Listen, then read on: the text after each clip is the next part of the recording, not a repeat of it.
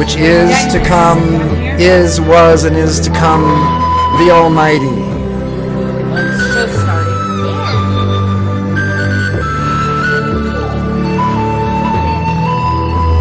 I'm just going to just chant this for a few moments before we start.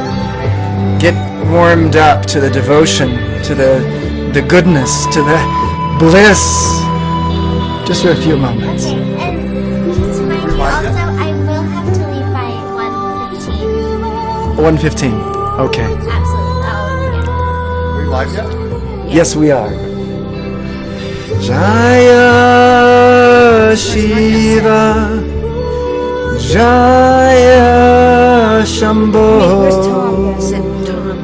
Jaya Shiva, Jaya Shambho,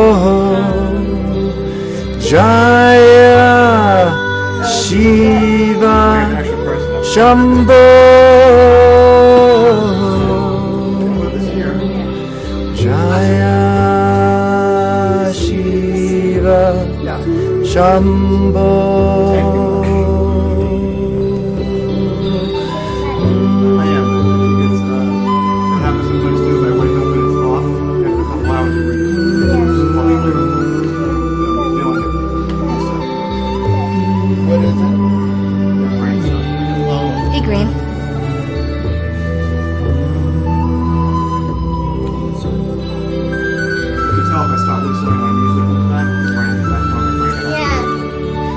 Oh, if you whistle, then you're better off. Do you want to hire a chair? You can take that. I can give you a dining room chair if you No, want. that blanket. Sit on that blanket. Some people may think you're a dwarf, but only see this podcast.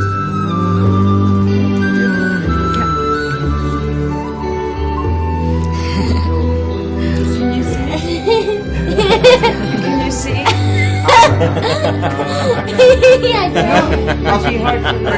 Yeah, there. Oh, okay. You can put the blanket underneath you and you can sit The on chair that is too. very Game of movable. Thrones, dwarves Yeah. are big again. Yeah, it's okay. Everything's good. By the way, the dwarf wins and he kills the father. The what? I found out that. All right. So let's just groove with this music for just a little bit, singing along with them, and when they have an instrumental, do your own affirmation. Who are you? What's the next step in your evolutionary development that you want to step into? You can say it if you'd like. So something like the Ascended Master Gregory Donald Brinkley, living super yogi brilliance. Come forth. Express yourself. That's pushing the envelope for you. Better than undescended. Or an undescended. If he ascended, That could be a testicle. Descended doesn't want to go there. Maybe you are. Okay, we'll just sing just a little round of this, and then we'll go on to the Yes. show. I'd like to get the energy of this for you because you're such a yogini, and have you rest yourself into yoginihood.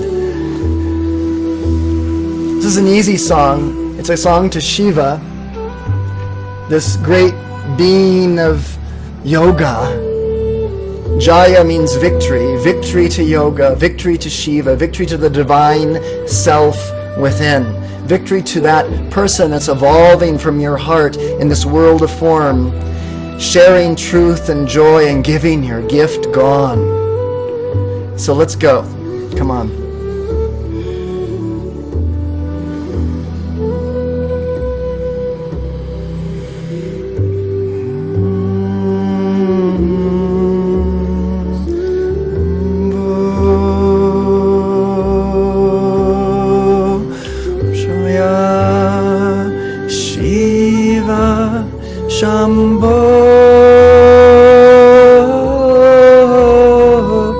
Jaya Shiva Shambho,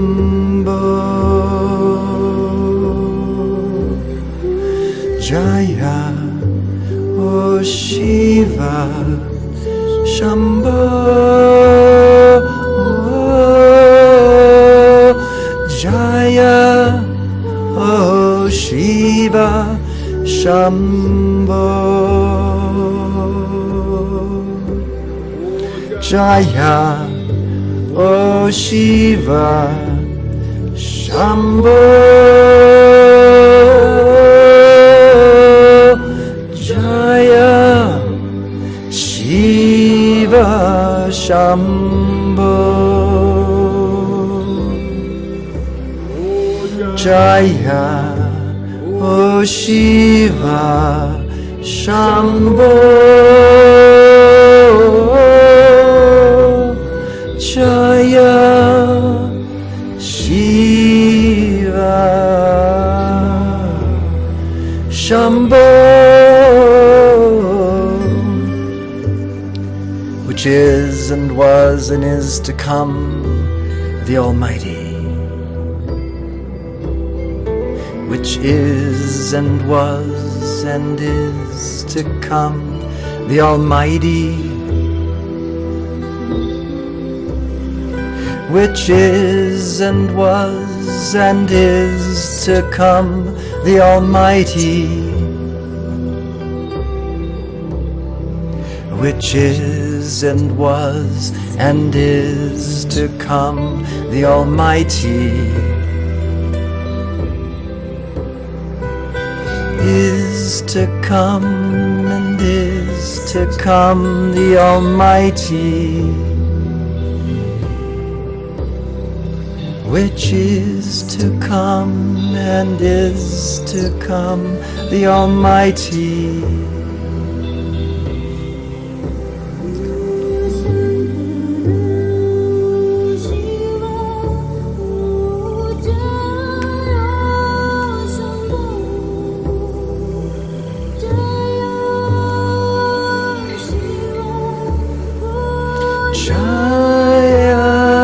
Shambho, Shambho, Shiva, Shambho, Jaya Shiva, Jaya Shambho, Jaya Shiva, Shambho.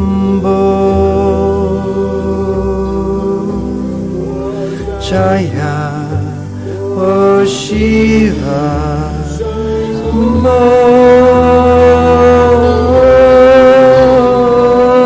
Jaya O Shiva Shambho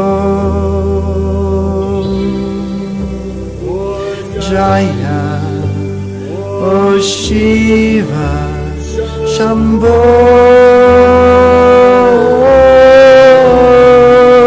Jaya O Shiva Shambho Shambho Jaya Shiva Shambho, which is to come, the Almighty. Which is and was and is to come, the Almighty. Which is, was, and is to come, the Almighty.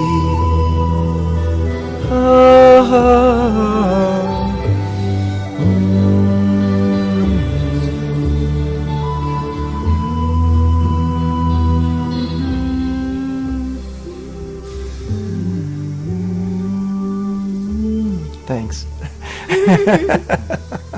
One of my favorite chants, actually.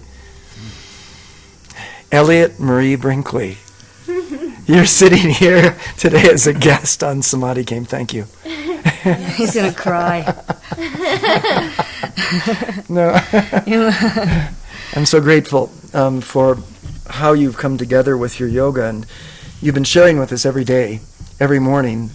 Beautiful session. I think everyone here will agree that it's beyond excellent. Yes.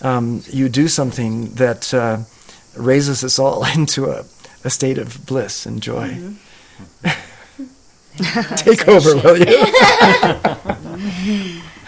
Thanks. That's true. If birds could talk, they would be you. Yeah, it's so true. We give the yogas, the yoga classes out in the back or in the front, in nature, and Elliott has a way of synthesizing, unifying the practice that we do with the environment around us. It feels as though you become a part of the environment, the wind, the sun, the sound of the crickets and the sound of the cicada. And The trees. the trees. She's nature talking back. Because nature is all love, and humans hurt nature, and Elliott's all love. Very beautiful. I Very love the beautiful. flute. At the end of each session, if you haven't been seeing some of the posts I put on Samadhi Game on my website, you'll note that at the she does a flute solo at the end while we're all meditating.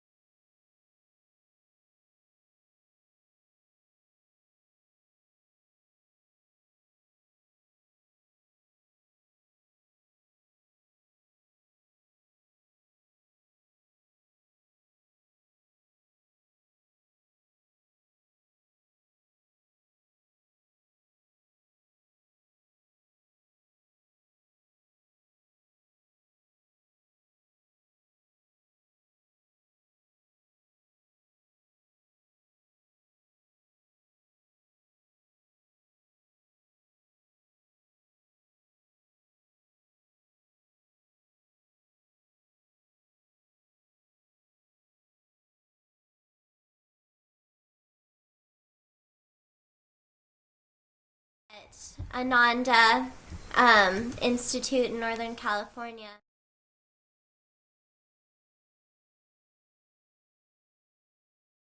But I've kind of put together a lot of different elements that I found here and there. So you move a lot more with your breath, and we don't do the affirmations like Ananda, but we do at the end, because I think it can kind of distract a little bit from, and it makes it a little bit too slow for me. I like to move a little bit more than that. But yeah, so my yoga class is kind of like my yoga class. It's not really anywhere else, which is kind of unfortunate for For everyone else. But if I do a video, it'll be... Yeah. It's okay with me. That's a 'cause you good live idea. here. Yeah, well, not for long. now. Yeah. No, I think that is actually a good idea. Have somehow to be able to use media to share your yoga and Coming your classes, soon. you know. Coming soon. Coming soon. Elegant Podcast Elliott. classes, Sure, online right? classes, live classes. Yeah. Yeah. No, but we'll still do that thing you talked about yesterday. Get a video of her. Oh, absolutely. Yeah, oh, yes. I will not forget that. No, I won't. You guys talk that. Talk a little bit about your flute playing. Well, Where is it? Play. it's actually in my room. But so it was really funny. One day, it kind of came to me that, I would, I was just like, it'd be cool to be able to play the Native American flute and then, maybe wake people up from Shavasana that way. And it was just this idea that came out of nowhere, too. And so then when I went to Sedona, I got myself a flute, and it... And at first I was like, oh my goodness, I don't even know how to play this thing. And I couldn't even make the right sound and all this. Like, it wouldn't, it just didn't come. And so then one day I was like, you know what, I don't care, I'm just going to play with it. And so I went outside to one of my favorite hiking spots and sat down with the flute and just didn't even, because I wasn't trying to play it, it happened. And it just sort of came. I don't know any... people ask me, like, what key my flute's in, and I'm like, I really have no clue. Like, I don't know any of the notes. I don't know, like, any of the technicalities around it. I just know that I love to play it, and the way I can play it with my heart as opposed to my mind when it comes to, like, the notes and all this. yeah, and so being able to wake people up from Shavasana that way has proved such a beautiful thing. First of all, I love to play it, so it's fun for me. And it tells, so it's right at the end of Shavasana, and it kind of, I've had like my friends who, in my regular yoga classes, they're like, yeah, like I love the flute because I go on my little journey to my happy place, right, during Shavasana, and then when I hear the flute, I know it's time to come back. And it's like, it's bringing it back and full circling the whole practice a little bit. But yeah. But it adds also that melodic mantra, really, if you will.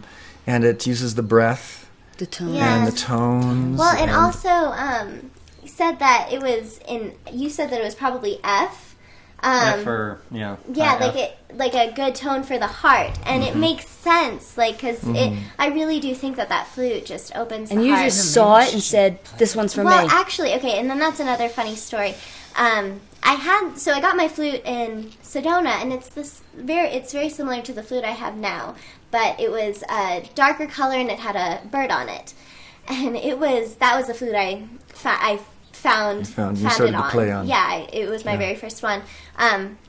But then I was actually at another one of my favorite hiking spots, the waterfall, and I came back here afterwards because I was just hysterical. But I had been playing at this hiking trail and it was the time of year. Not a lot of people were there. The one up here, just right here. Yeah.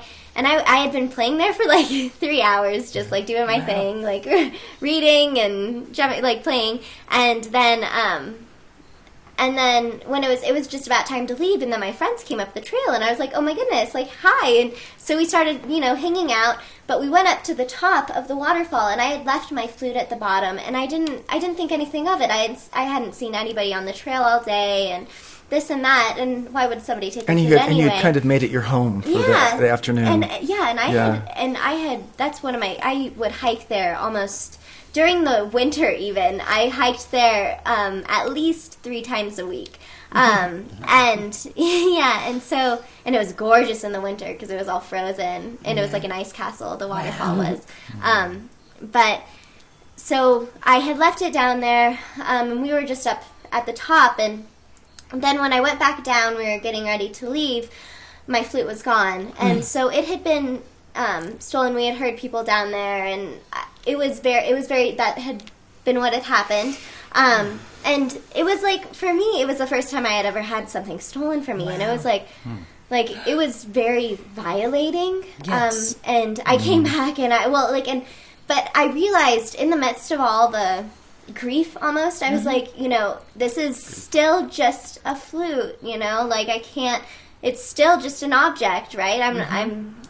We come in naked, we leave naked, ultimately. Exactly. And so I was like, when I was hiking down, I was like, why would I be fretting over the flute? Well, I was like, when I was hiking down, I was like, maybe they, left the flute somewhere, this and that, like thinking about it. And I was like, you know what? I'm just going to let it go right now, like, and enjoy my hike down.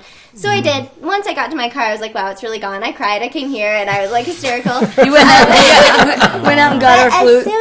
Because I had, let the flute go, and I was like it was like kind of sad at first, and I was like, oh my goodness, like, I loved that flute. I still like it. I haven't. If you ever see it again, somebody having it, and well, you're like, and that's my flute. But it's okay. Like I hope that the people who took it play it. Yes. That's all I and get really enjoyment out of yeah, it. like that's okay if they are enjoying it and all that stuff. And everything happens for a reason, right? So I let the flute go. I was like, you know what, it's gone. That's okay. Like, I'm glad it came into my life when it did, and it's gone now. That's okay. And then I manifested 3 other flutes because then Fidel, and then I had another friend who gave me another flute, and then there was another one that I was going to be borrowing. And it was really interesting as well, though, because the flutes that I manifested, The one from Fidel, they were all kind of like not. I knew it wasn't the right flute. Yeah, like the one from Fidel, it was too low, It's right and then there. the other one, it's a beautiful flute, but it was too low. I couldn't. I mean, it wasn't the right one. And then the other one was too high. It was just so high pitched. When I would play it, the dogs around the whole entire neighborhood would just be like barking and like all this stuff. So I was like, Even I can't wake guzzling. people.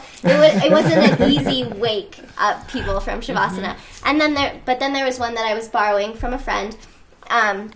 While I was, during this time period. And then I went back to Sedona, and I bought another flute of the same, the one that I have now, of the same maker. And they didn't have a bird, but they had a white horse, which I'm okay with, because white horses remind me of unicorns. So, There you go.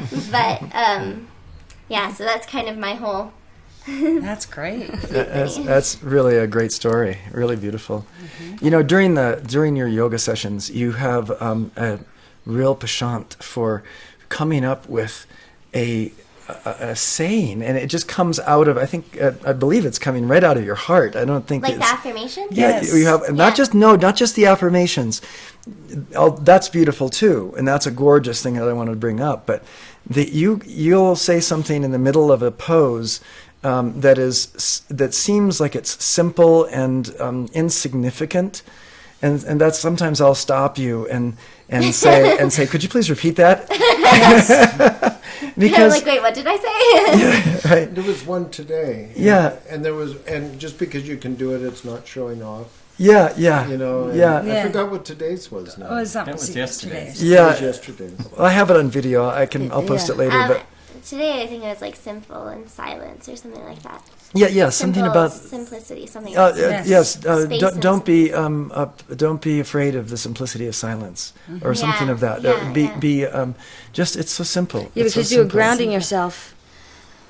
And And in you, the- and you say, "Oh, yeah. let's close our eyes," and don't be afraid to ground yourself and close your eyes and be silent. In silence. Yes, that's right. It was. That's right. And those types of mantras, those types of sayings are invaluable.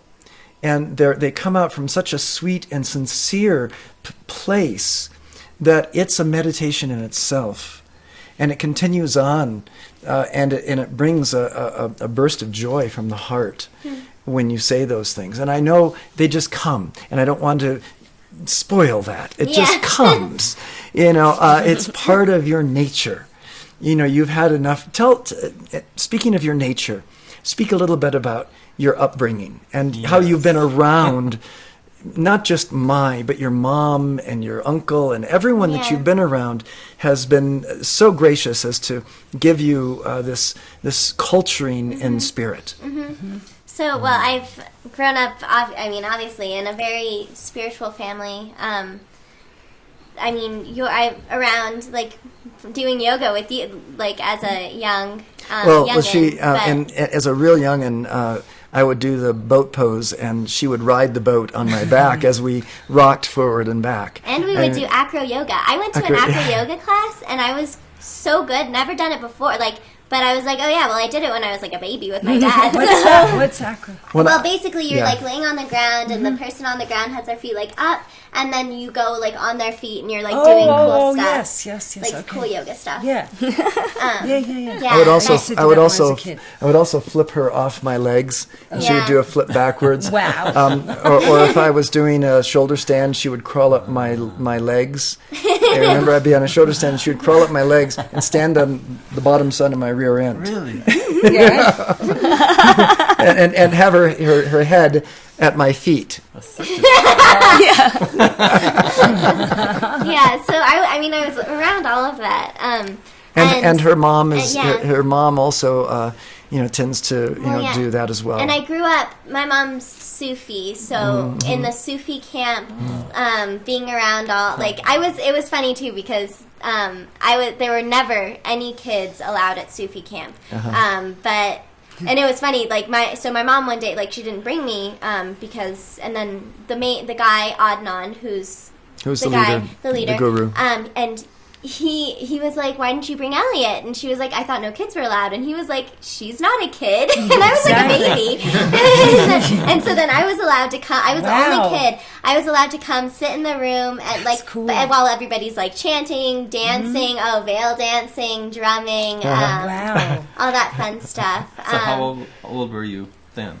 When you started? I was a baby, I think. Oh, Yes, okay. you were a baby, and all the way it was from your year 2. I don't think the first couple of years you didn't go. You were, when we would go to the Sufi camp, we would leave you with a nanny who read to her and taught her everything. Just amazing at a very young age, Nana. And then it was from probably about 3 until 10 or so, 10, 11. That we would take her to the Sufi camp, and she would come up and just really, it's really quite a culturing. Yeah, it really. To see that. And then what about your uncle? And my uncle, well, he's a healer, I guess you would say. Yeah, he's a healer, but he does like circles, like retreats, and it's a very, very spiritual. And I had grown up, and it's really funny. So you like sit in a circle the very first day, like, and state your intention, basically, and everybody goes around and says what they're there for and all this stuff, and that'll happen quite a few, maybe throughout the retreat a couple times, and then there's closing circle. Whenever it would come to me, I would get up and do some sort of performance, like I would sing, I would dance, do like one-handed cartwheels around the whole circle, like just like fun stuff, and then but that was that. And so I grew up in that, and that was ever since I was a baby, and now I still do that, and I'm trained in the healing as well. So I'm a healer as well in it. But so being brought up in all of this spirituality, even I went to growing up, I went from kindergarten to 8th grade a Lutheran school, which was, but Christian fundamentalist. Yeah, Christian. And I had Bible study like every day, and I actually got really into it as a kid. And I am so grateful for that, really, because I know all about the Bible, and there's such beauty in the Bible. Like, really, Jesus stands for love, unconditional love. Like, there are so many beautiful things and lessons.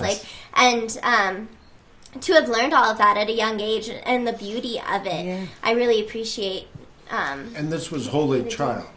Was this? It was. Oh, not the school right here. Oh, okay. No, it was down Cedar Crest, called Prince of Peace. Prince of Peace. I think of her as the Holy Child, so that's why. You actually go past it when you go up to to where you parked. Yeah, to where you are. It's on the left. Okay. If you're going to where you are. Oh, I think I know where that is. Yeah. Oh. And so then you became a teenager. Yeah. And you continued to do. Did you do yoga as a teenager? Well, no. How did you get reinterested in yoga then? Yeah. So of course, like I grow up as a little light child, but then you hit teenage years, and then it's like you can't be that anymore, right? And you have to be grumpy because that's what media tells you, right? But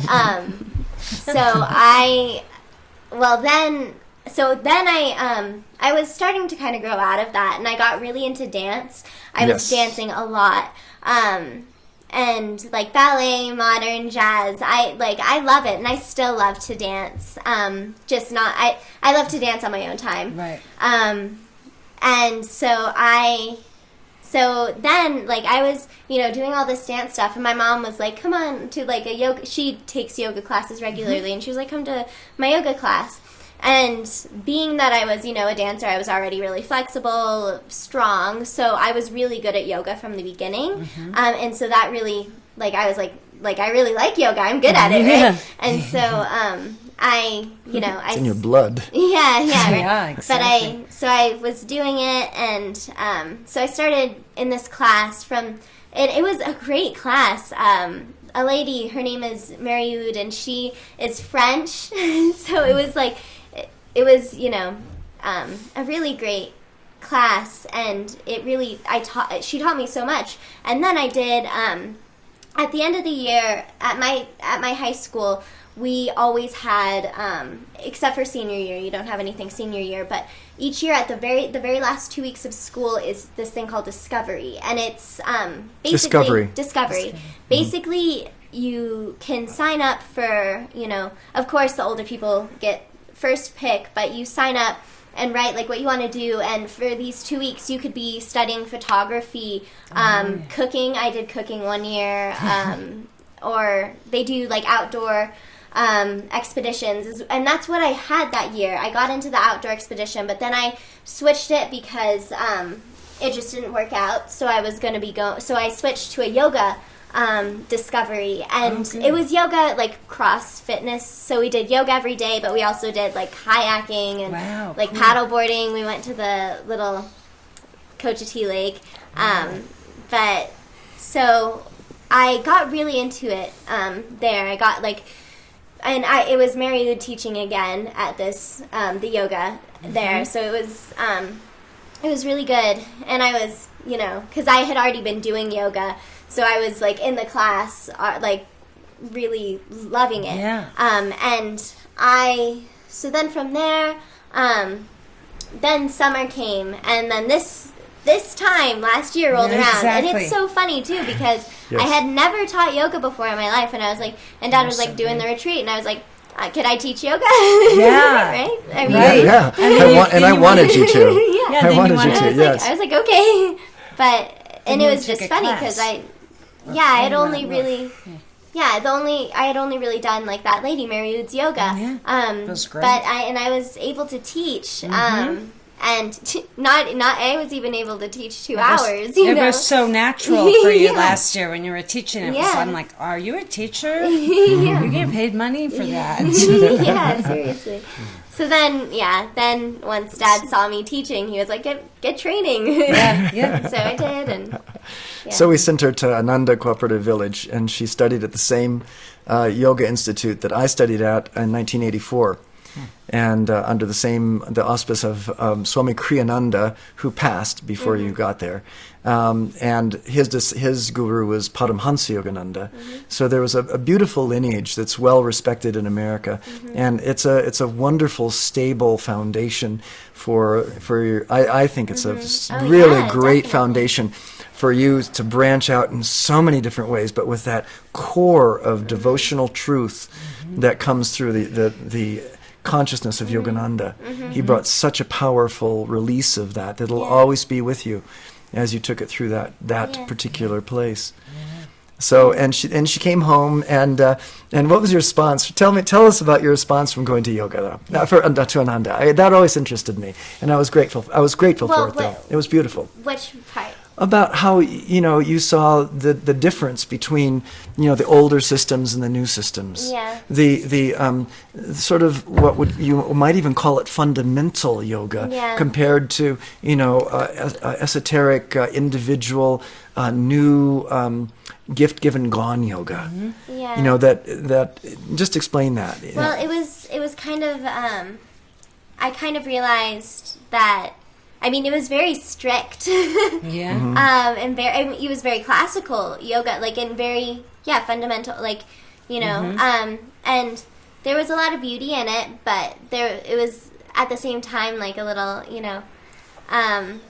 the hierarchy who already were there. Yeah, and I really appreciate, I learned so much, but it was really good for me because I was able to take, what I knew that was true and like what I felt to be true within myself, and there's a quote, take what is useful, disregard what is not, and then make it uniquely your own. And that's basically what the whole experience, what I did with it. How long were you there? A month.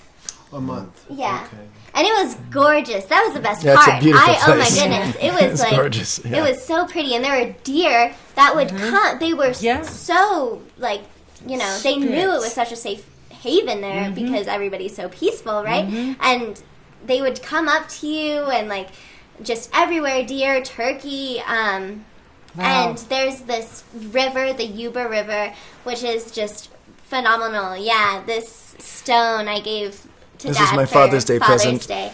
But that was from the Yuba from River. the Yuba River. And I think it's the only stone that you brought Yeah, back it with you. was. So Yeah. this is very honored. Yeah. Yes. Very honored. Yeah. Yes. Very beautiful. And you had Everyone a can roommate take a from look at it. Alaska? Yeah, and I had and it was funny too because the whole time I had like kind of I was, I had to. Before I was like, oh my goodness, I'm gonna be the only child. Like I'm gonna be the. I was 16 going in, like, and exactly. I was, going into this thing. I was like, I'm gonna be, everybody's gonna be like 50. old, but, right? not like old, but adults. Yeah. And I was like, I'm gonna have nobody to play with, right? Right. And so I, They're going to make me carry their luggage.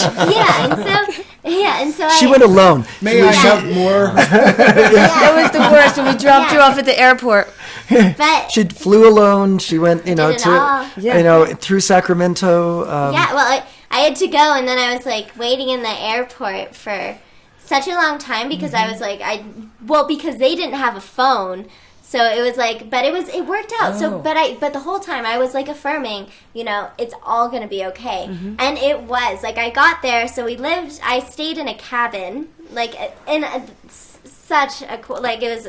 On the side of a hill, Yeah. underneath the trees, Yeah. next to the yoga studio. Yeah, next Because you with called little, up. with little paths. Yeah. He called up and he goes, my daughter's coming. Yeah, so I was in the cabin, and I was in the cabin with the other youngest girl there, who was like 24, but but like it's very young. I was expecting only like like 40, 50, and we turned out. She is one of my soul sisters for sure, and it just it was very divine, and we had such a fun time.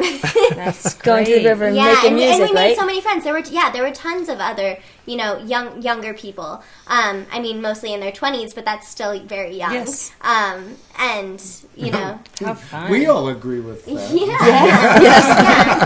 I mean, What a nice experience. yeah, and so Portal. Now, Yeah. let me ask this about it. Would one have to be as flexible as you? Do they have different classes, like for Well- people like me? to be a yoga teacher. No, This to is go an to the instructor's class. Ananda place. Well, actually, Ananda is it's very pretty easy, honestly. Oh, okay. The training that I had at beginner, it's very it's very gentle. They're probably the most conscious in terms of like if you go to any of like Vinyasa, any of the other like studios, there's not as much emphasis on like nearly as much Gentleness and safety. gentleness Yeah. and safety. Like Ananda was really, I mean, if you had any sort of issue and whatever, like they were like, just don't do it. Like Exactly. yeah, and some of it was a little bit too too strict. Like I had there was a lady there who had osteoporosis, but very mildly. But they wouldn't let her do like half of the stuff, and she was kind of like.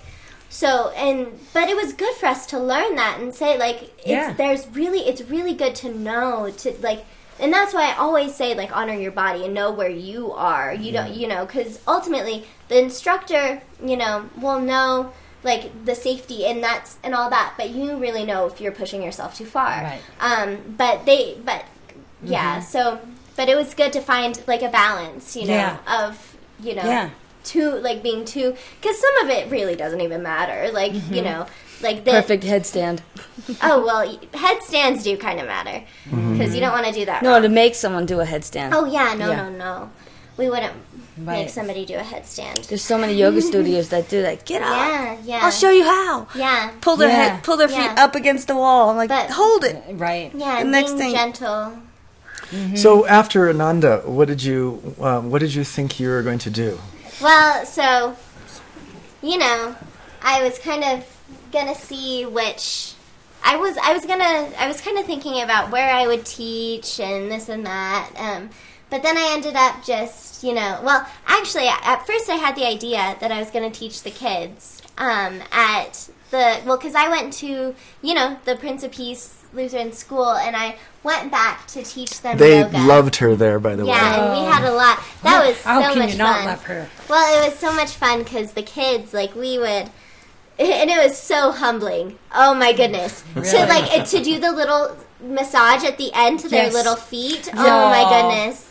Like, it was just amazing. And they, it was so cute because you could, I mean, ultimately, so teaching kids is completely different than teaching adults. It's like teaching me. But like, if you would turn, so I would turn to the side to demonstrate, for example, cat and cow, where, you know, moving through the spine, you want to turn to the side so they can see that movement. Right. If I turn to the side, everybody turns to the side. The kids, you know, because they're copying exactly what you do.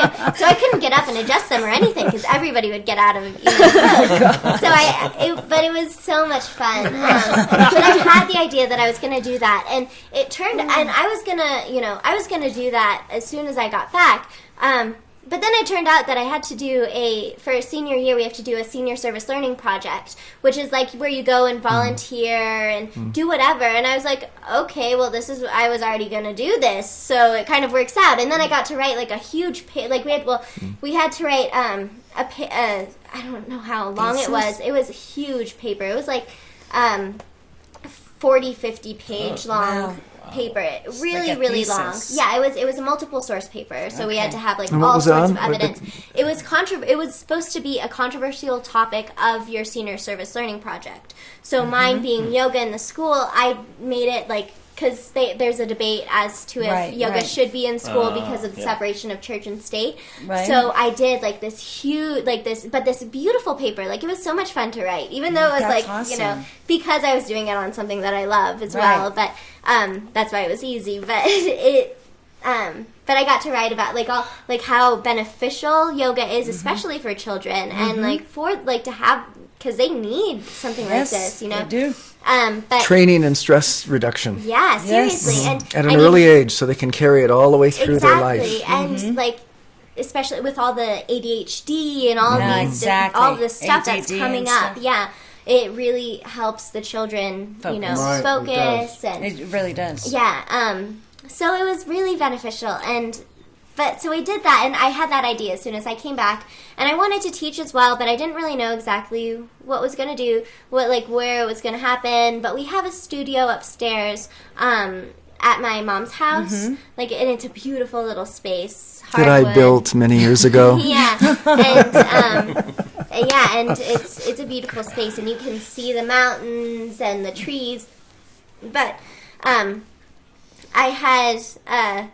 It just started out, at first when I got back, I wasn't teaching, you know, classes yet. I was just teaching the kids, and I was teaching, you know, friends here and there.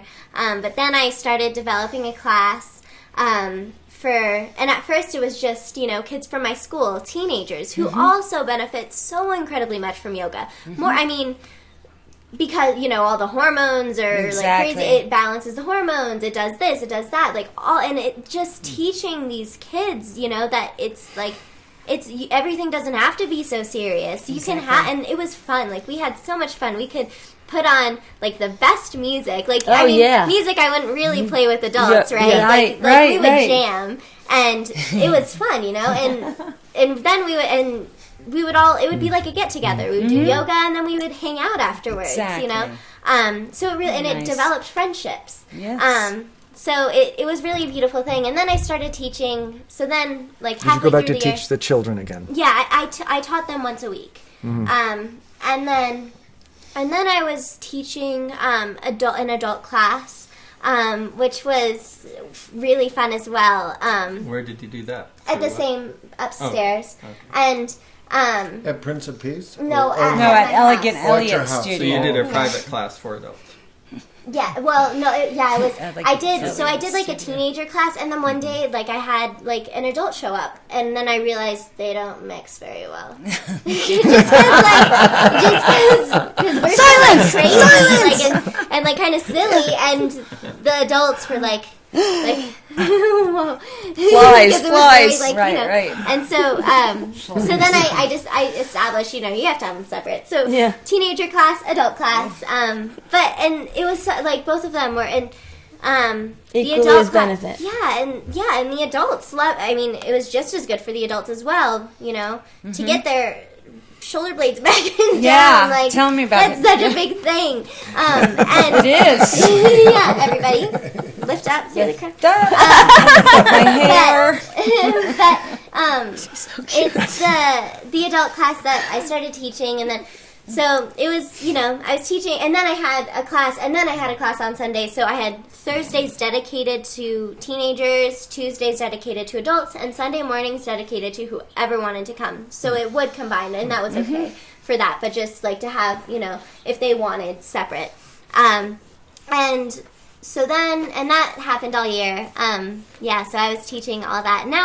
Now summertime, people are out of town, so I'm kind of closing down my classes, and I'm just doing privates, which is nice. That's where you Make some money. make some money. And you it's get fun to really, do privates. you get to really be intimate and very Exactly. precise with the person. Yeah, and as opposed to like a class where you have to kind of think about everybody, in a private you can really, and what I've been kind of establishing with the privates is, because I am leaving, I'm going to college in 2 months now, and so I'm teaching them how to develop their own practice and what moves are really good for them to do and that they could keep doing after I'm gone, And when you come back, they'll want to see you again. exactly, but On in your vacations. videos too, it'll. You We'll could probably teach at college too. Oh yeah, I definitely that's plan what on I it. said. We, Wait and see, we get actually- your grades first, and make sure you're clear with the Well, class. Oh, she's good with that. No, Because But then I have I to- talked to them about it, and they said they don't have a good teacher trainer. Good trainer at the college. Remember, we talked to the girl at the college. Yeah. They're like, we have a college course, and we have one group, but we Yeah, don't so have a that they good. have the class. They're like, we don't have a good teacher. Yeah. And of course we were like, well, she's coming. You just put the hat out, and they can donate at the end of the class. And My you'll sister make taught some it. extra When, Same money. thing. I have to tell the story. When we went up to look at get the orientation on the college, Fort Lewis, beautiful college on the top of a mountain, overlooking the 14,000-foot peaks around Durango. We went from building to building, from discipline to discipline, and from the food hall to the student union, and the entire. It was really gorgeous, and we go in and meet the heads of the different departments, and Elliott would walk in and say, I'm going to be establishing a yoga club here, and they said, can't wait to have you, can't wait. I Can't wait. Would you- Good energy. Please come back to this department. Elliot, I This have girl to say, was very excited too, that we talked to, wasn't she? Yes, she was. Tall blonde girl. Yes. Lovely. Yes. Elliot, I was going to say, I've had a lot of teachers in yoga, but you are like top of the line of the teachers. How? I- Why do you say that? Because she's very conscious. She asks, if you have any injuries. She watches so you don't, overdo it. And she's just the way she does it. It's remarkable. Well, thanks. It's really remarkable. Thanks. You're welcome. So now you're preparing over the summer. You're starting to close down some of your classes and getting ready for college. Tell us about your excitement and what your major is at Fort Lewis. Well, so the major that I'm kind of going towards right now, might change. Who knows? But it's adventure education, which is outdoor leadership and recreation. But you work a lot with kids. And you get to, take people outside, and I hope to, make my own of it, whatever I do.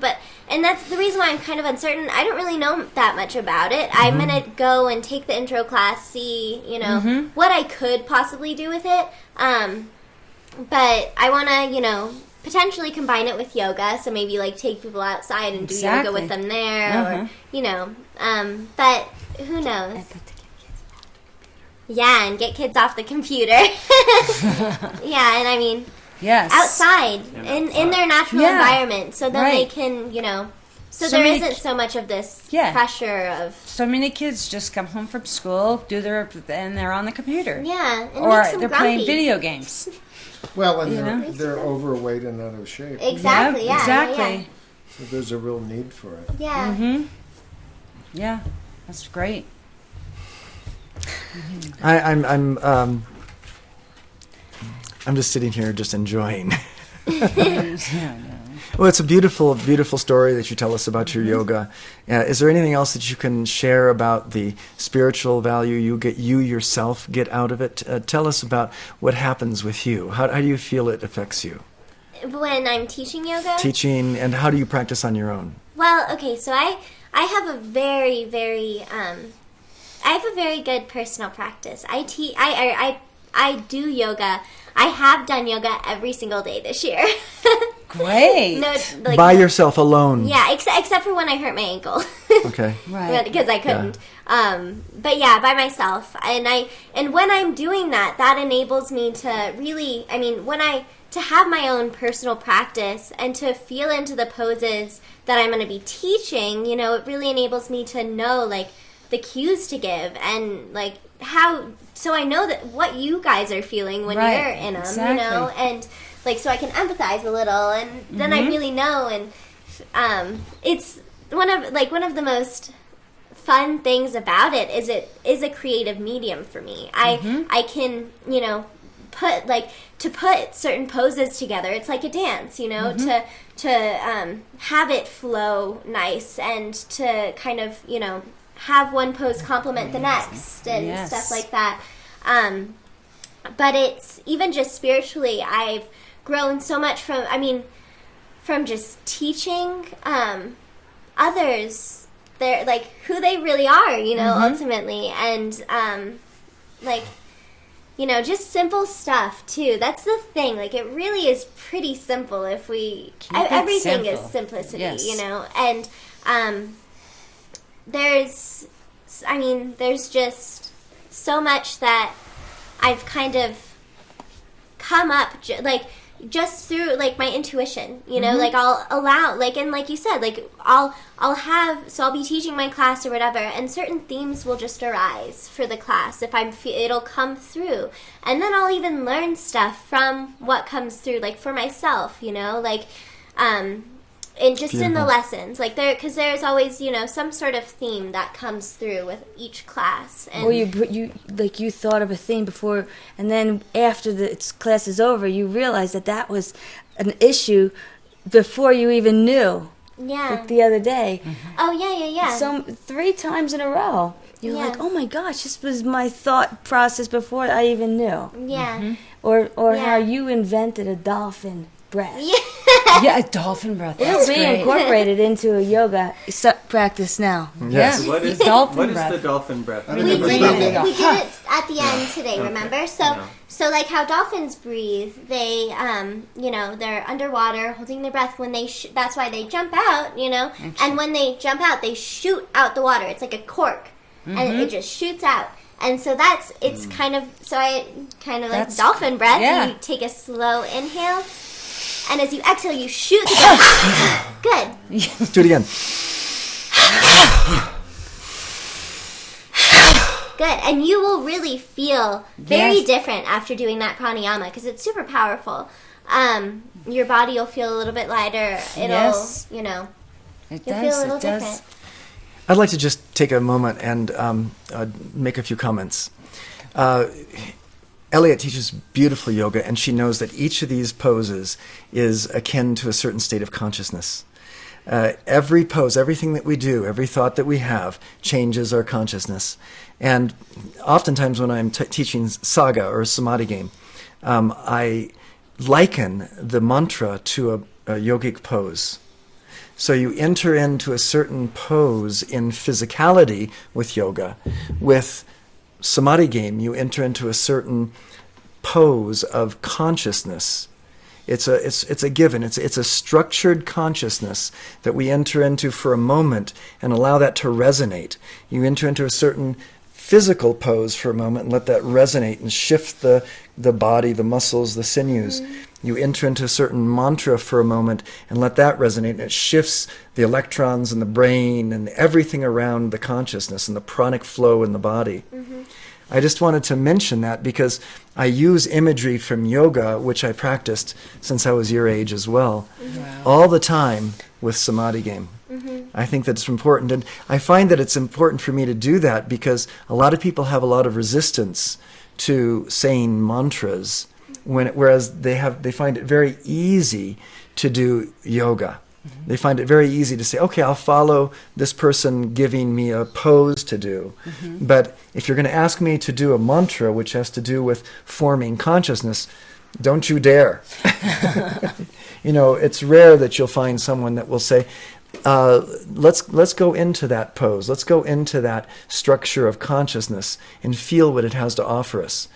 In Samadhi game, we have different mantras that extol different states of consciousness. So we were talking about with Ken Wilber the other day, these states.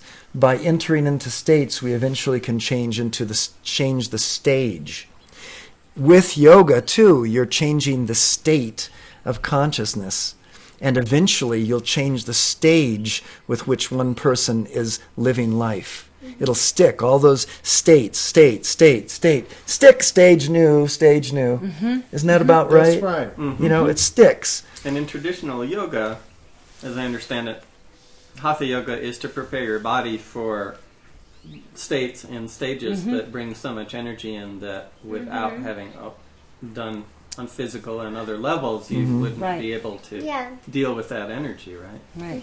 Yeah, because the light is a thing. It is a power that surges through your body. And if your body is not prepared for that light, you can't contain it. That's why we have good diet, good breath, good posture, good water, everything so that we can hold more light in the cells and electrons of the body. It's really a science. Yeah. And the yogis have known this from time immemorial.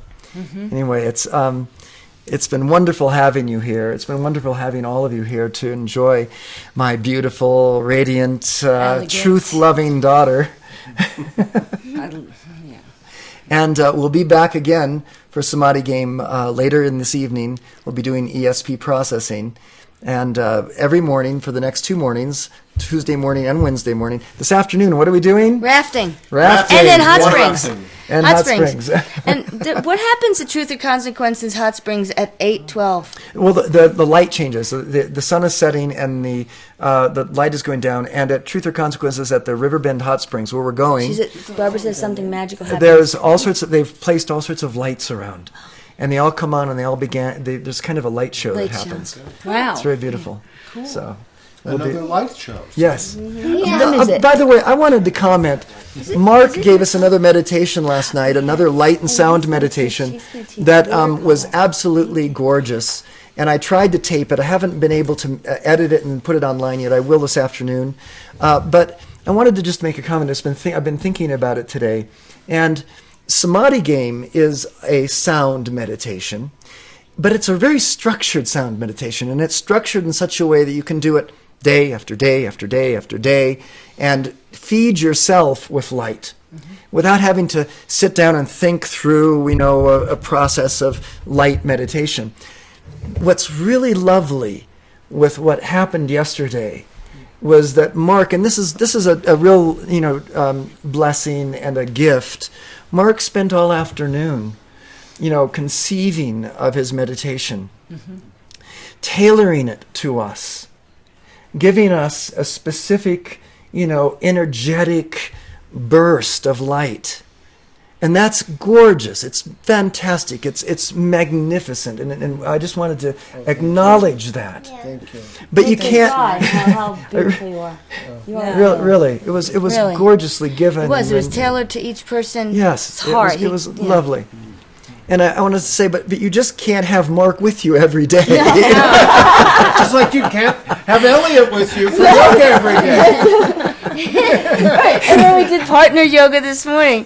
So that's an encouragement for you to take up Samadhi game mantras and do it yourself. Right. Keep the energy spinning. And when you get those special events like a Mark-led light sound meditation, it takes you to a certain height. Keep that energy spinning while you're away from it. And then again, sometime in your life, you'll get another special event, and it'll lift you up again, and you keep it spinning. Lift it up, keep it spinning, until you have ascended in the light. Keep it spinning. Great to have you Thank you, all. Elliott. And Elliott, thank you for being here. I'm sorry for the technical difficulties at the beginning of the show. There were? What? Well, the phone ringing. Oh, that. You just and unplug there's it. actually the first like 5 seconds of your talk when I asked you about the specialness of your yoga. Where can I find it? Yeah. I didn't have the microphone turned right. Oh. And so there was no sound Tell us for about that. the specialness of your yoga. Yeah. now. Yeah, tell us about it right now. It's only me. Can be replicated. Yeah. That's it. All right, hey, Thanks. good work. All right, join us again, and thank you. I'm going to leave you with some music, all right? Have a wonderful evening, a nice afternoon, and a wonderful evening. Bye-bye.